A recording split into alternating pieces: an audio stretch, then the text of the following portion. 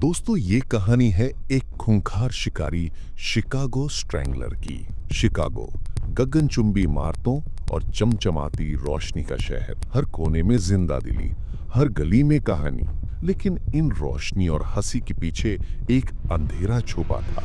एक ऐसा अंधेरा जो सालों तक नजरअंदाज किया गया। 2001 से 2018 के बीच 50 से ज्यादा महिलाओं की लाशें मिली। उनमें से कई को गला दबाकर मार डाला गया तथा सुनसान गलियों, खाली प्लॉट्स और जर्जर इमारतों में पाई गई। कभी कभी उनकी लाशें इतनी छुपी हुई थीं कि कई हफ्तों तक किसी ने नहीं देखा। लापता हुए लोगों के घर वालों ने पुलिस के पास शिकायत दर्ज की। पुलिस ने इस मामले पर इन्वेस्टिगेशन शुरू किया और पुलिस ने कहा, ये अलग अलग मामले हैं। कुछ का दोषी पकड़ा गया, कुछ केस सुलझ नहीं पाए। लेकिन धीरे धीरे एक नाम फुसफुसाहट बनकर फैलने लगा, शिकागो स्ट्रैंगलर। ये ऐसी औरतों को शिकार बनाता जो औरतें समाज के लिए कमजोरी थीं। कुछ नशे की गिरफ्त में थीं, कुछ सेक्स वर्क करती थीं, कुछ बस गरीबी में जूझ रही थीं। लेकिन हकीकत यह है, वे किसी की माँ थी, किसी की बहन, किसी की बेटी। उनकी कहानियां भी मायने रखती थी, लेकिन शहर ने उन्हें अक्सर भुला दिया। बार बार उनकी लाशें उसी हाल में मिली जैसे कपड़े फटे हुए, चेहरे पर प्लास्टिक का थैला, गले पर उंगलियों के निशान। हर बार एक ही सवाल, क्यों?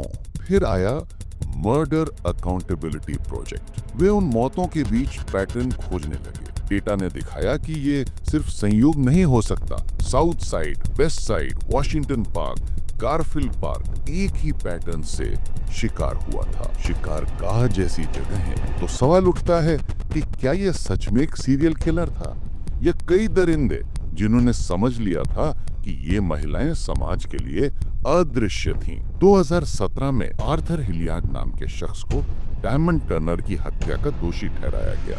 लेकिन क्या वो अकेला था? अगर उसने डायमंड की जान ली तो बाकी 50 और महिलाओं का कातिल कौन था? हर केस अलग, हर विवरण अलग, लेकिन दर्द वही। परिवार चीखते रहे, सड़कों पर उतरे, न्याय चाहिए के नारे लगाए, लेकिन कैमरे आए नहीं। समाचार चैनल खामोश रहे। ये खामोशी कभी कभी मौत से भी भयानक होती है, क्योंकि शिकागो स्ट्रैंगलर सिर्फ एक नाम नहीं है, ये उस खामोशी का प्रतीक है जिसने कातिलों को हिम्मत दी। उस चुप्पी की ताकत ने उन्हें सिखाया कि यहाँ कोई नहीं देख रहा। सबसे डरावने राक्षस हमेशा नकाब नहीं पहनते। कभी कभी वे हमारे शहर में, हमारे बीच, हमारी चुप्पी में छिपे रहते हैं। आज भी परिवारों की मांग एक है, सच और न्याय। उन औरतों के लिए जिन्हें हम कभी भूल नहीं सकते। लेकिन ये कहानी सिर्फ मौत की नहीं है, ये कहानी उन आवाजों की है जो कभी सुनी नहीं गई, उन आंसुओं की है